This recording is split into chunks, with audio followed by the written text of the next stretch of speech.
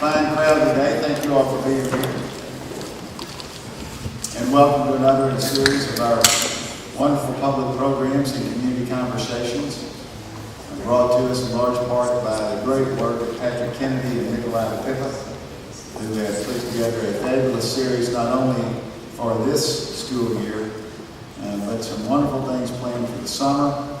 And let me tell you, a great schedule that will be announced for the fall. My name is Skip Rutherford. I am Dean of the University of Arkansas Clinton School of Public Service.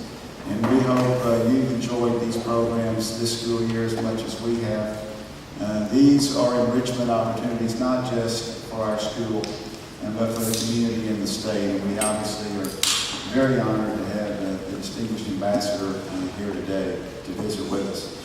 To introduce today is one of our students who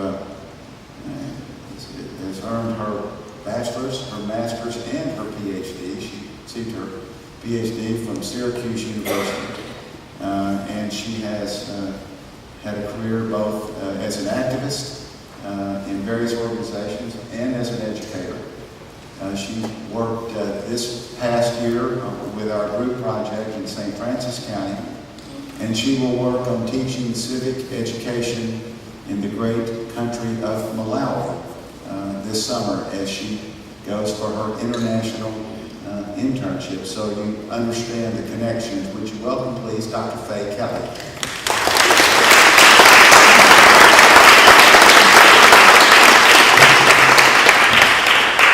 Good afternoon, and thank you very much for being here. I just had a wonderful hour-long conversation with Molly and Ambassador Eastham because we're leaving for Malawi pretty soon. So I've learned a lot, and so you're in for a treat. He's had a long and illustrious career with the State Department, so I'm going to share with you some of the things that I found out about him. He presented his credentials as U.S. Ambassador to Malawi to President Bingu wa Mutharika on August 25, 2005. Ambassador Eastham was born and raised in Dumas, Arkansas, and I understand we have a contingency of residents from Dumas here to visit. Thank you for coming. He graduated from high school there, and in 1973, he graduated from Hendrix College. After joining the State Department in January of 1975, he was first assigned to Nepal. After returning to Washington 3 years later, and while completing other assignments there, he graduated from Georgetown University Law School, cum laude, I might add, and passed the DC Bar exam. I think all they're going to say when I graduate here is thank Lord. The ambassador has held many interesting and varied experiences, and I thought I would just pick out a few that you might relate to because they've been in the news quite a bit. In 1984, he was assigned a post in Pakistan that he held for 3 years during the height of the Afghan resistance to Soviet occupation.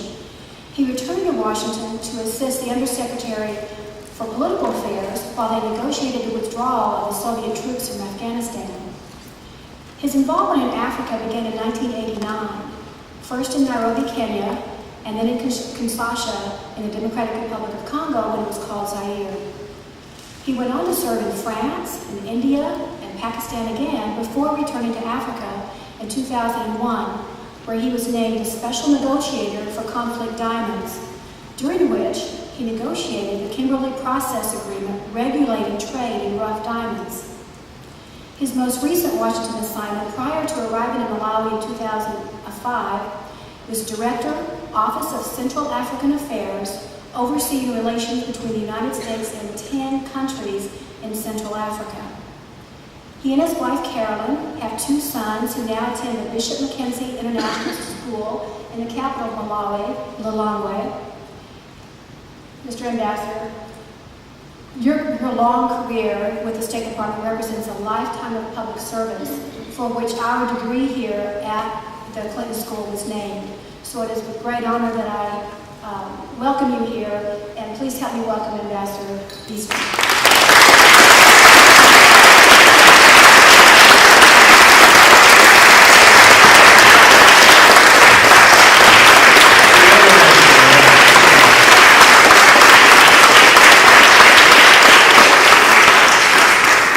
That's some very embarrassing. It's hard enough to get up here and do this. Thank you very much for that. The introduction was a little bit too warm. Where'd you go? There you are. I'm looking at the crowd here. I think we might better save gasoline if we had it in Dumas rather than here. But I see a lot of faces from the past here, people that I've known. I've got all my relatives are over here, so we're at this table. I have the way I will do this is I actually have a speech. I don't normally do that, but I'm going to go on for a few minutes and talk about some things. But then I really do, the question part is even better. And there's not anything that's off limits. If I can't answer it, I won't. But we can talk about anything you'd like to. What I'd like to do is focus on my current job and what I do now. And I've chosen a sub-subject of U.S. relations with Africa. It's a subject that generates a great deal of strong language and a harsh debate. A lot of people really like it. Some people really hate it. Some people like particular ways that this subject is done. Others like other ways. They reject it. There's a lot of academic work on it, but it's done in language that nobody except academics understand. The practitioners of the subject matter work in a physical and cultural world that very few Americans go to. It blends politics and economics and people's lives. As I wrote that, I thought I could have been talking about capital punishment of prostitution, but it's foreign aid that's the subject matter today. What that is, we'll come to a little bit later, but it's basically a transfer from rich to poor, if you want to look at it that simply. It's a bunch more complicated than that. What I'd like to do is describe some of the current issues in foreign aid to show how controversial and complicated it is, and I'll do this by discussing the country that I'm serving now, the Republic of Malawi, using some of the issues that Malawi faces to give you something perhaps to think about in terms of foreign aid.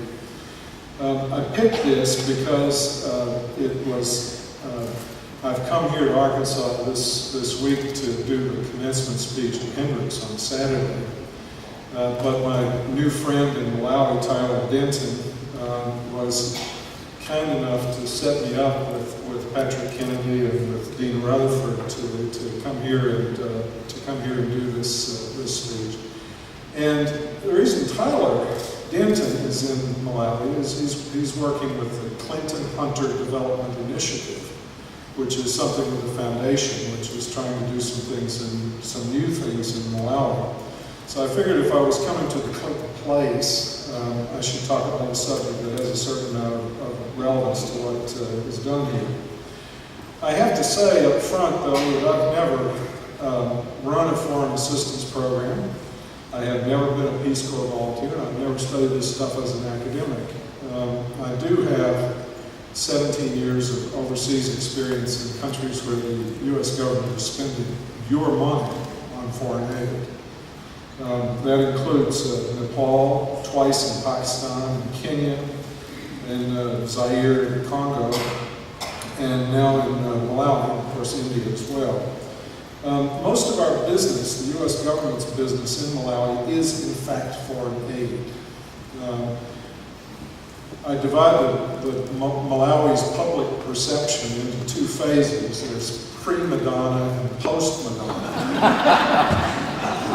Our Malawi colleague here would probably say pre-democracy and post-democracy or something like that. But in terms of the foreign perception, the Madonna's appearance and adoption was a real watershed.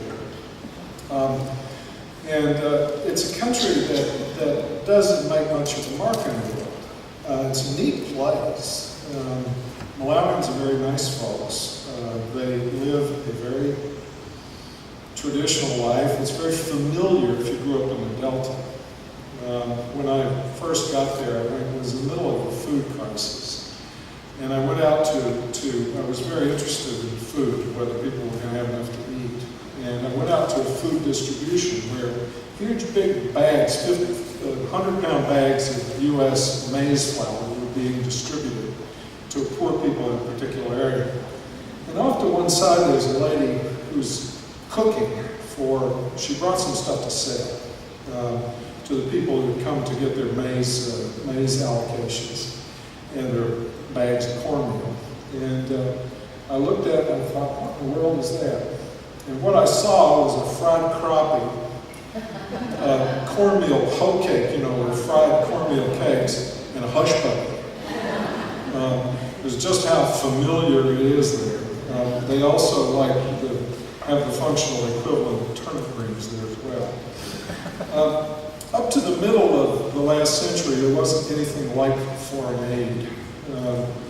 The relations between the European powers and the colonized countries was pretty much an internal matter. Nobody much came into that relationship to deliver assistance. It was only after the Second World War, when we made as a policy decision as a country that we were going to help Europe back on its feet after the war, that foreign aid came into being in the form that more or less the form that we know it now. The Marshall Plan was the beginning of that, and we've developed pretty much from the Marshall Plan to what we try to do now. It's changed along the way, and I'll talk about that a little bit. Since the end of the Cold War, we've developed a lot of new theories on development and what we ought to be doing. And there have been new things that have come along that have really changed our approach to things. I have in mind HIV/AIDS as one of the big factors that's changed the nature of foreign aid for better or for worse, as you may want to reflect on that. A second part of the attitude toward foreign aid prior to the Second World War was that it was what we saw as foreign aid was largely a matter for missionaries, philanthropists, and other sort of weirdos who chose, for reasons of their own, to hang around with poor foreigners who wore different clothes, had skin of a different color, and who spoke foreign languages. We are not nearly so isolated, insular, and xenophobic as we were 60 or 70 years ago. The world is a lot more connected than it was then, and we can now see how things that happen in Africa affect the United States, and how, I hope sometimes, how what we do affects what goes on in Africa. We don't anymore use National Geographic as our exclusive perspective on the foreign world, what happens outside the United States. I recall my first encounter with foreign aid was at the First Methodist Church, before it was the First United Methodist Church in Dumas. One Sunday morning, and I can't tell you when this was, but it must have been coming up on 50 years ago. There was a missionary. He was stationed somewhere in Latin America, and he came to the church service.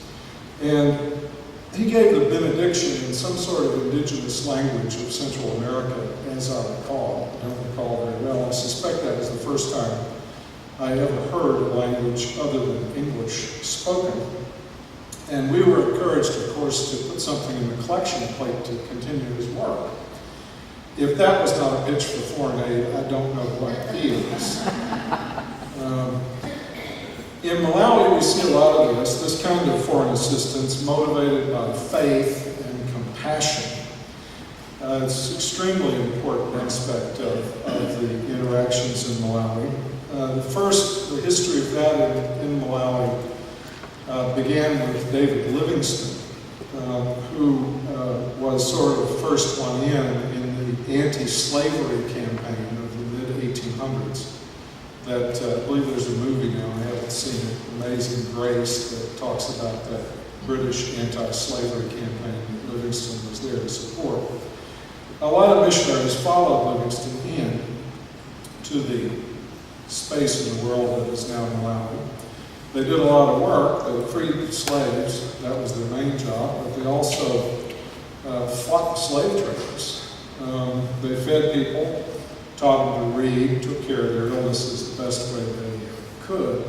And they themselves themselves were cut down by malaria and other disease along the way. These organizations that they established at the time are there still under new management, largely Malawian. And they have substantial support from church organizations and other philanthropies all over the world. The work they do is extremely important. There is something in Malawi called the Christian Health Association of Malawi, which meets 40% of the public health requirement of the country. 40% is met by a consortium of church health organizations, all privately funded. Nowadays, though, it's not just the churches. You all have heard, of course, of the big ones, Save the Children, CARE, World Vision. There's this new one, Madonna's Raising Malawi Charity. There are a ton of them. I don't know all of them. And I've tried to add up all of the organizations with American connections that work in Malawi. It's an impossible task. I can't do it. Because we just don't have enough information about the private philanthropy and the faith-based philanthropy that's going on out there. Now, it's one thing for me to put a quarter in the collection plate at the First Methodist Church in Dumas, and it's quite another for the Bill and Melinda Gates Foundation to write a check for $30 million. But in a sense, those are the same thing. It's the same phenomenon, demonstration of humanity, concern, compassion for others, and a question of meeting the needs of those who, if we don't do something, will face a life of misery, hunger, death, even. And that's, I think everybody would agree, that's a terrific thing.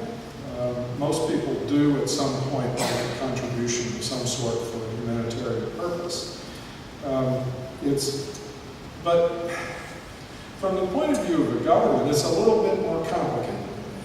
It's not immediately evident that starting spending on humanitarian things with no end in sight is exactly the best way to go. There's a real question about that, I think. Good intentions may unlock money from churches or from philanthropic organizations, but they don't necessarily lead to the country involved or the people involved being able to stand on their own, develop themselves, and build an economic engine that would pay for basic needs of people, or would enable people to do things like as the modern world does them. During the Cold War, our foreign assistance programs flourished, shall we say, but we weren't entirely motivated by altruism and compassion. Billions of dollars were motivated by Cold War considerations and what we thought was the right thing to do at the time. You can't say we did no good. We did a lot of good. We fed people. We built universities and roads and schools and dams and hospitals all over. But we went to Congress and told them that was because we were fighting the Russians. It was that bipolar world that made it easy to go to Congress and get the money to pursue what was characterized to Congress as a political objective. Geopolitics became therefore more important than taking a good hard look at the countries that were receiving U.S. assistance, looking at whether their institutions were weak or strong, whether their governance was honest or corrupt, and whether they were Democrats or something else. So after the Cold War, in the 17 years or 18 that have gone since, it was a real challenge at home to demonstrate any relevance at all of foreign aid. We've spent the last 18 years sort of looking, okay, why do we do this? What is this about? And I think that largely the Congress has responded, and the administrations that have come and gone since then have also been willing to support some new initiatives. I'm going to state a fact here, and I realize this place has got Clinton's name on it, but the Bush administration, for example, with a Republican Congress, has managed to triple U.S. foreign aid spending to Africa since 2001. 3 times as much. That is not a political statement, that is a fact. You may quarrel about it, but that is the way it is. Over the years, I've found that U.S. government foreign assistance programs are usually pretty well run. They have to be well run because of the degree of executive and congressional control that is exercised over them. Sometimes they're not very creative, but they can sure account for the money. It's usually fairly well spent. In Malawi, we spend most of our money on health. We spend a huge amount on HIV/AIDS. Coming in with a new initiative on malaria, we spend money to combat tuberculosis. We've done a bit to try to reduce the huge under 5-year-old death rate in Malawi.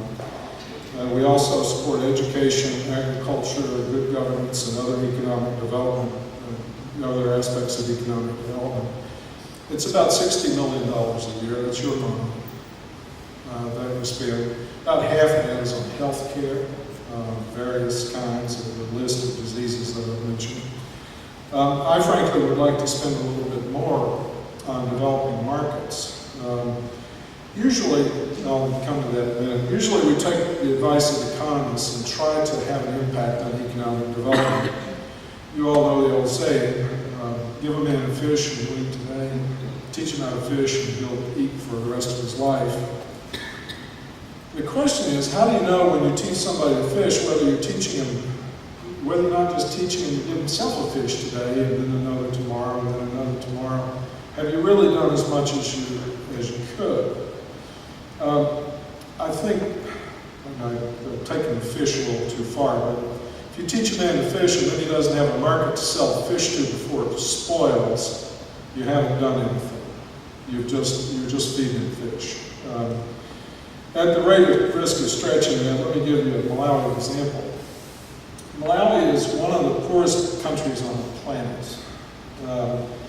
It has dismal, even horrifying statistics of human well-being. Those are improving. There is a trend in the upward direction, but it's still pretty bad. Life expectancy in Malawi is presently at 37 years. A child born today can expect to live to be 37. Something over 1 in 10 children dies before the age of 5. 14% of the population is HIV positive. There are 700 to 800,000, maybe 1 million kids in some kind of orphan care. I'm not deliberately not saying they're orphans, I'm saying they're in orphan care.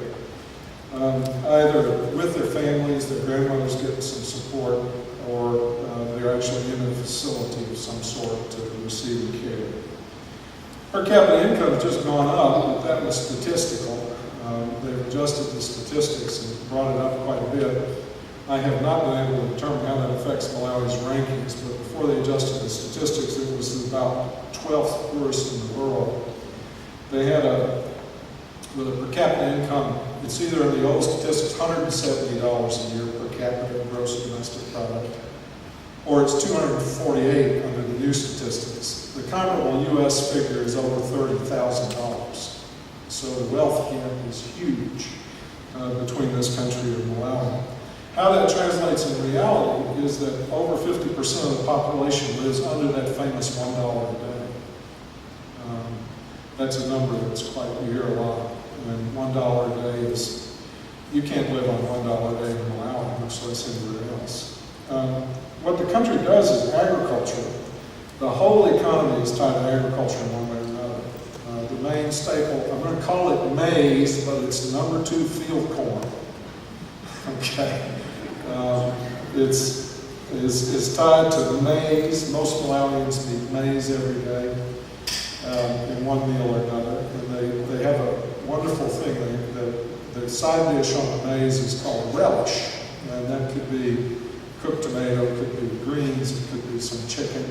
It's a charming term for it, relish. But it shows you what the extent to which the maize is the staple. There's also cassava, manioc, which we don't have here. It's planted, they plant the maize in October, November, harvested in March, April. That is not coincidentally the period of the rainy season because you can't grow maize without water.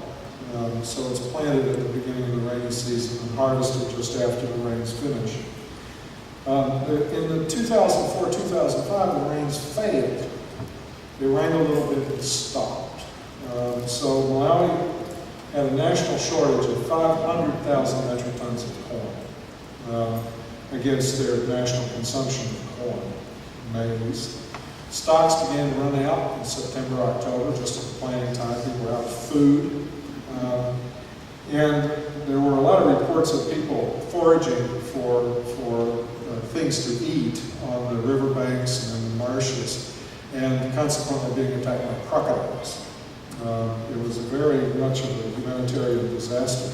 About half the population didn't have enough to eat. 5-6 million people didn't have enough to eat. Now, the Malawian government didn't sit around watching people starve to death. We had a lot of TV crews who came in for that purpose, but luckily the only place they found hungry kids in the end was in the feeding centers. It became a non-story because of what the Malawi government did.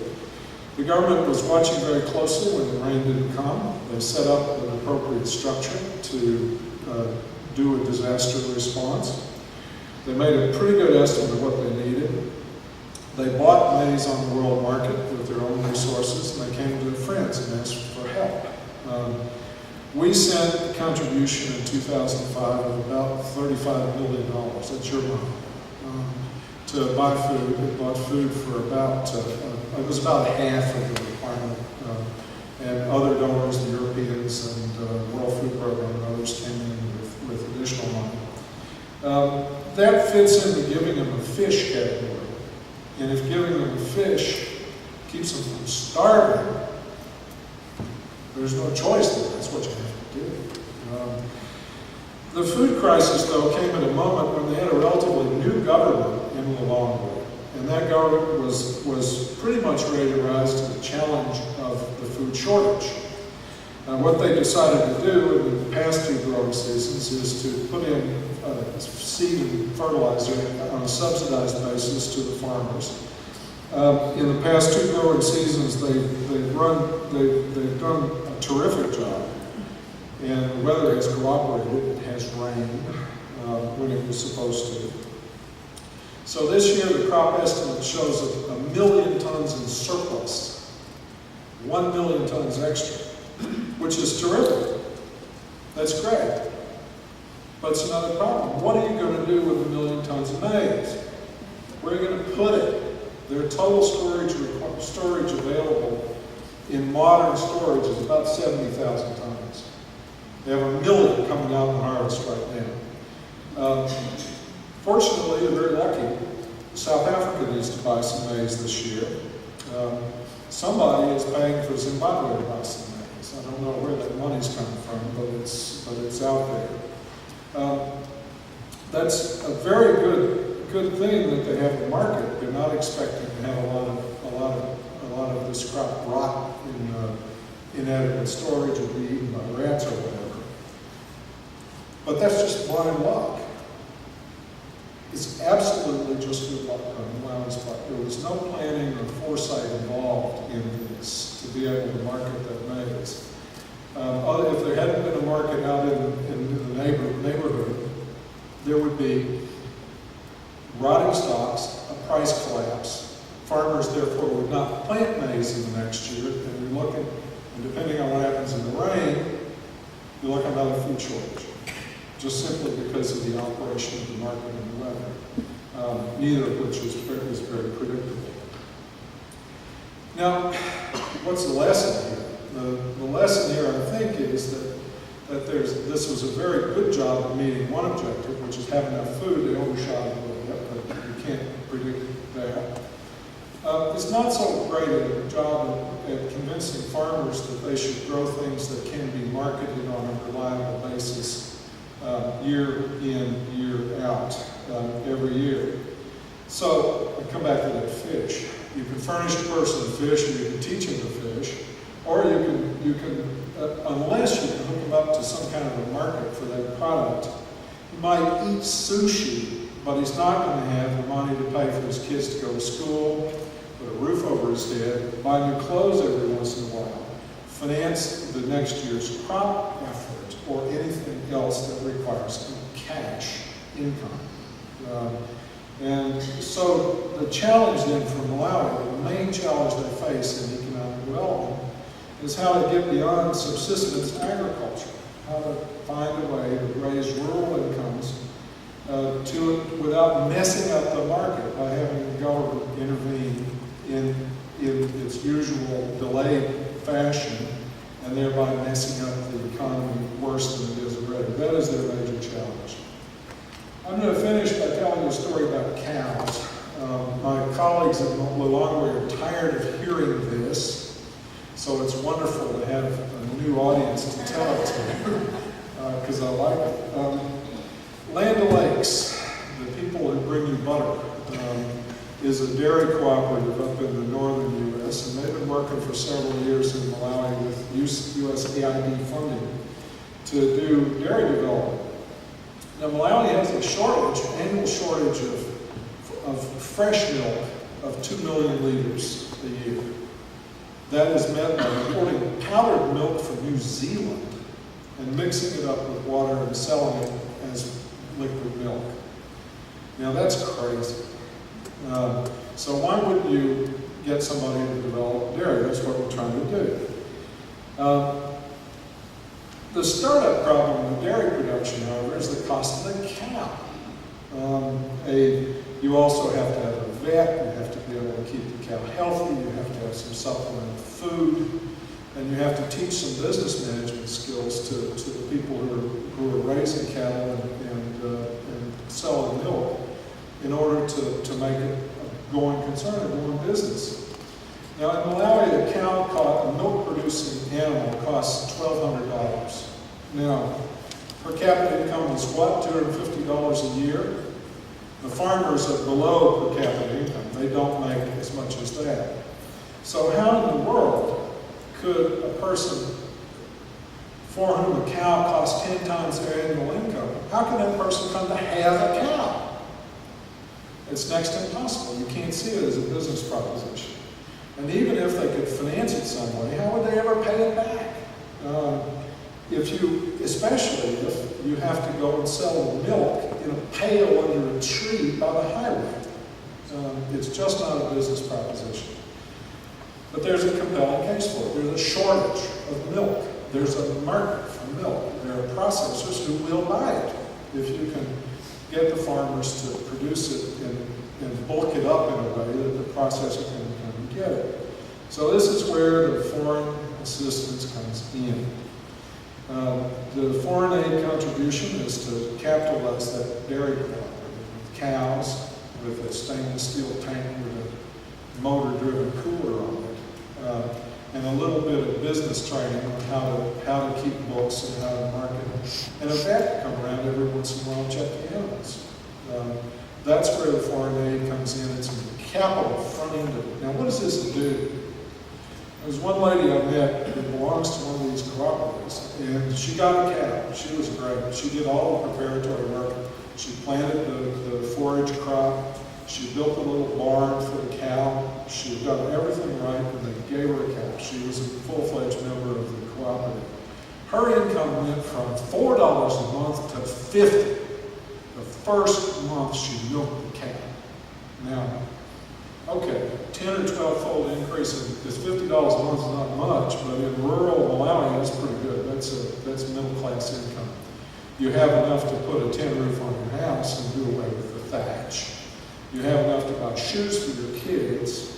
You have enough to pay a little bit for your kids to go to school at all. And if you've got cash, when the maize fails, you don't starve.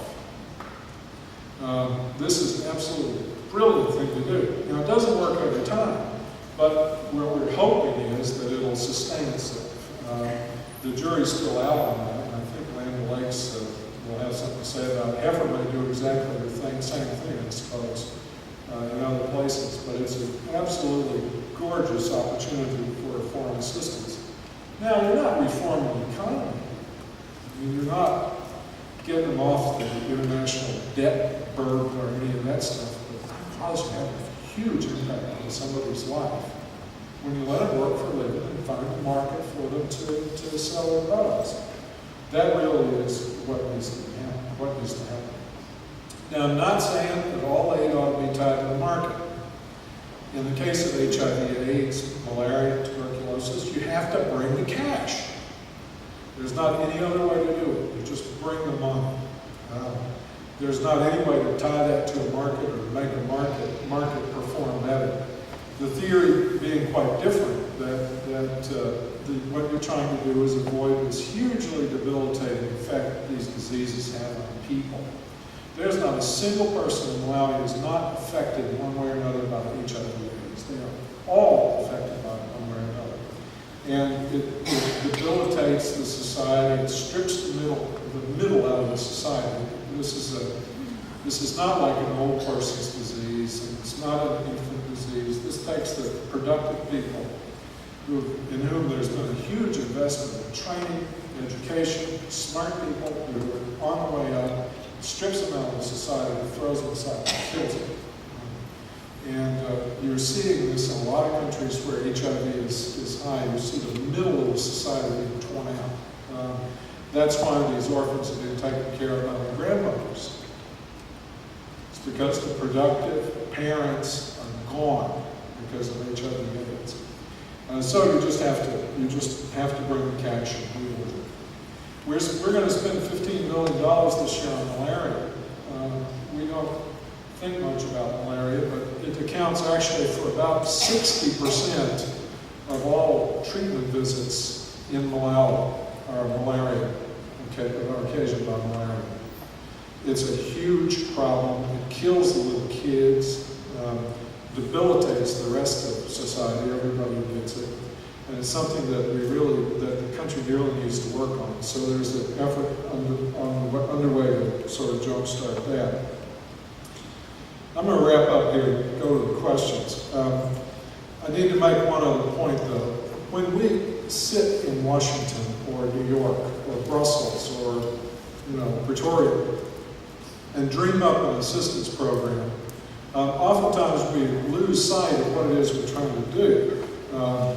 The world is absolutely littered with empty buildings, wrecked roads, unused ports, and sunken boats that look like a good idea somewhere else and that did not suit what we were trying to do. So what happens usually is you either forget to ask what is needed, or you pursue some economic theory that's popular and important 10,000 miles away. My view, that is absolutely not right. What development is about, and foreign aid is about increasing the skills, ability, well-being of people. It's not about how many bricks you put in a university or how many doses of medicine you distribute or how much expensive advice you give, unless you can measure its effect on people, on whether they're better off or more capable or more energized than they were when you started off. It's also not about how good it makes you feel to feed an orphan. That's quite another thing altogether. It's a question of motivating people to change, giving them skills, giving them capital they need to employ those skills, and to make sure that what is actually done is what is needed. The first principle is you have to find out what's needed. You have to ask the needy one. Sometimes we forget to do that. And it would also help to be a little bit wise and more than a little bit humble while you're doing it. Thanks. Question?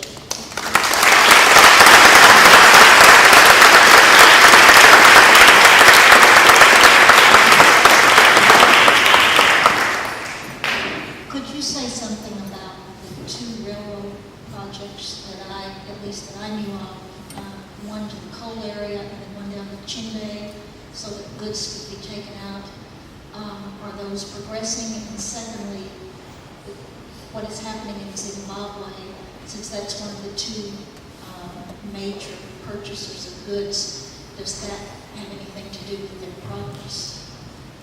On the second, you're going to have to repeat the first question, but the second question, Zimbabwe is in an advanced state of collapse and nobody's much doing anything about it.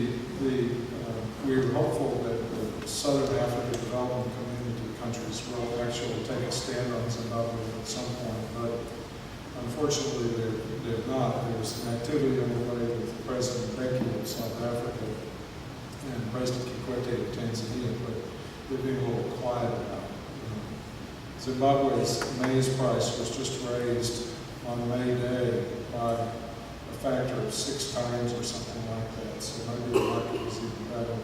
But very little progress in the direction of reform in Zimbabwe. And repeat the first part. My understanding was that there were 2 railroad projects because of the variation in gauge that they could not connect with Tanzania. But the idea was perhaps moving goods from the coal area down to Chinde, therefore in Zimbabwe. So what has happened with those projects? Well, there are 2 possibilities for rail in Malawi. There's nothing going on in the north. There's not a rail connection to Tanzania being contemplated. The Nacala line, the line over to Nacala port in Mozambique, it seems to be running better and better. And there's a famous stretch of 70 kilometers on the Mozambique side that's not very nice. They have to slow down to about 10 miles per hour through there. But that's moving ahead. The government of Malawi is pursuing now a very ambitious southern transportation strategy at this point. They call it the Shire Zambezi Waterway Project, which is intended to put ports in the town of Nsanje, way in the south on the Zambezi River, that would link up to ocean transportation. There are periodic announcements about that. It's not very well funded at this point, and it's almost too big a project to think about.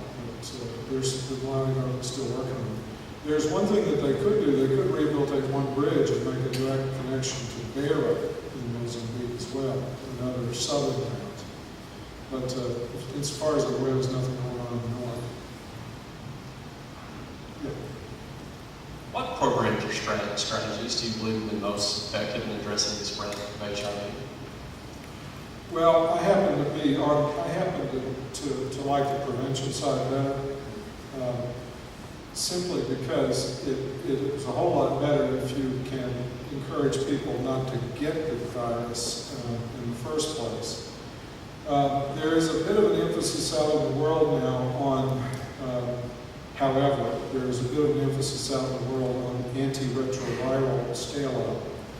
And that's one of the goals of the President's emergency plan is a very rapid scale-up of treatment programs involving antiretrovirals. Those are certainly worthy, but at this point they have not scaled up fast enough to overcome the numbers of new infections. So you're lagging behind. Maybe eventually that'll catch up, but in the final analysis, the only way to stop HIV is to avoid transmitting. So I'm on the prevention side. In the back, what is the level of corruption in Malawi, government corruption? I don't know how to measure that. The stated policy of the government of Malawi is zero tolerance. That's what the president's policy is toward corruption. I think that's an aspiration at this point rather than a fact. One of the things that we have been doing as a government, the United States has been doing in Malawi, is attempting to reinforce the capability of the Malawi government to prevent, and if that fails, to detect and to prosecute cases of corruption. Politics has gotten in the way of a vigorous effort to prosecute corruption cases simply because of the sensitivity of appointments in the divided parliamentary system that exists in Malawi at the moment.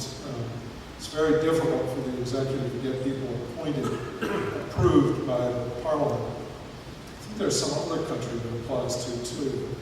This one, at this point, but that has stymied the Anti-Corruption Bureau a little bit in its efforts to bring some high-profile cases. Unfortunately, things are becoming rapidly politicized in Malawi, 2 years in advance of their next election. Every decision on the government side is now pretty much politicized, and from the opposition side, they are pretty much determined to block any decision that's made. So it's flagging a little bit.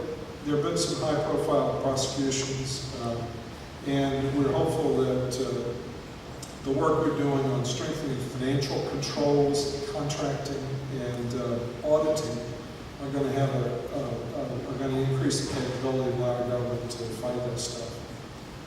Hi. I want to thank you first, Ambassador, for coming and speaking to us about Malawi. I lived there with my husband and very young daughter in 1985 to 88. It's been wonderful to hear about Malawi today. My question is related to genetically engineered seed. And you know that that's quite a controversial topic in Europe and in Africa. I wonder what the current Malawian government's response to that is now. The Malawis don't make as much of a deal out of it as some other countries. They have a set of biotech regulations that are in effect at this point. Malawi is actually a very effective producer of hybrid seeds, not GMO. And if they were to go in the direction of genetically modified, they could lead the continent with it. They have not been so bold as to decide to go that direction, although they are working with Monsanto, which has a presence in Malawi, to do some field trials on cotton. They're going to use that as sort of a test case to see if their biotech safety regulations work before they move into something that is more food critical, like drought-resistant maize or mosaic virus-resistant cassava. So they're cautiously moving in the direction. They do not prohibit the importation of GMO maize, for example. I think that's a pretty wise decision not to. You know, the leader of the region, South Africa, most all of their corn is GMO. South Africa, yeah. People don't talk about that very much because the Tanzanians and the Zambians, I believe, are still banning the importation of GMO maize. But if it comes from South Africa, you can't be sure. Right. Hi. Has there been any discussion of Malawi capitalizing on the growing biodiesel market? Yeah, they talk about that. They make a lot of ethanol already. It's made out of sugar, actually. It's made from sugar. They're a big sugar producer. And they are exporting a certain amount of ethanol to Europe. The biodiesel, they haven't thought about that very much. If there were an efficient technology for converting cellulose into biodiesel, they've got lots and lots of plant material that could be used for that, but it would require, they're not going to develop the technology there. It'd have to be something that would come along from its own. Thank you for coming. Many countries that surround Zimbabwe, share border with Zimbabwe, are suffering from refugees leaving the country. How's that problem affecting you, and what is Malawi and the U.S. government doing to try and help? Yeah, it hasn't yet become a problem in Malawi, as far as I know. I know a lot of Zimbabwean farmers who were part of the earlier wave who have come over and have established themselves in Malawi. They were in farmland and actually back in business. So they've been welcomed into Malawi. One of the things that the Malawians worry about is that historically Malawi was an exporter of labor. People went to South Africa to the mines, people went to Zimbabwe to work on the farms and that sort of thing. And so The numbers that I hear, there may be as many as 3 to 4 million Zimbabweans who are of Malawian origin, whose original families are back home. There's a certain amount of concern that at some point a lot of those people try to come back. But insofar as I'm aware at this point, the movement has not been in the direction of Malawi. I suspect that economically it makes a whole lot more sense for someone who is not making it in Zimbabwe to go to South Africa. We have time for one more question. Right there. It's coming. Could you describe the educational environment in Malawi? And I'm particularly interested in two things. One, you mentioned that prevention of HIV would be a really good thing, and so education would be a part of that. And also the relative lack of educational opportunities for females. Yeah, it's, well, both of the above. The educational system from primary health in Malawi is, I wouldn't call it selective. I'd call it the law of the jungle, basically, because the cut is so dramatic. I occasionally go out to what they call the zonal headquarters for education, which will be a little cluster of schools, maybe 12, 14 primary schools in a particular area that are sort of administered commonly. Typically, you'll have 10,000 kids in the primary school. And a lot of them will finish primary school, and maybe of that 10,000, maybe 100 will go on to secondary school. And when they finish secondary school, maybe 3 will make it to upper secondary.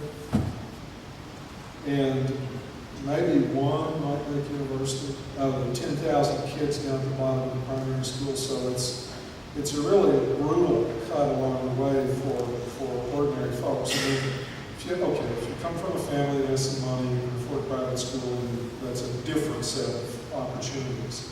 But for ordinary people in the rural areas that make up 85% of Malawi, you absolutely have to be almost superhuman to make it through up to a university education. That's just plain fact. Also, you have to have some money, because you have to, secondary, in theory, primary is free. Secondary is paid. You have to pay school fees for secondary. And that is beyond the reach of many families to be able to pay what is required to finish high school. So now when you get to university, the university is pretty good. They're quite acceptable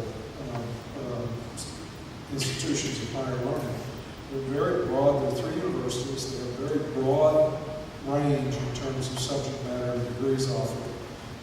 They're concentrated a little on nation-building skills, a little bit more on the technical side than on the academic side. But pretty much every field of study is represented. You can get a good quality education if you make it that far. Let's thank the ambassador for coming to speak.